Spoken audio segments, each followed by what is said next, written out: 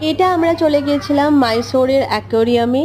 First time Popo aquarium visit করলো। জুটাও ও ফার্স্ট টাইম ভিজিট করেছিল। জুয়ের ভিডিও তো ডেফিনেটলি আমি লং ভিডিওতে আপনাদের সাথে শেয়ার করব। যারা আমার এখনো পর্যন্ত লং ভিডিওগুলো দেখেননি, পার্ট 1 অ্যান্ড পার্ট 2, আমি বলবো সবাই গিয়ে দেখে আসুন, খুব ভালো লাগবে।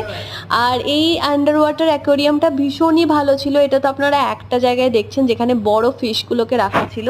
এরকম আরও জায়গা ছিল যেখানে ছোট ছোট প্রচুর ফিশ ছিল। একটা শর্টসের মধ্যে এগুলো দেখানো পসিবল না।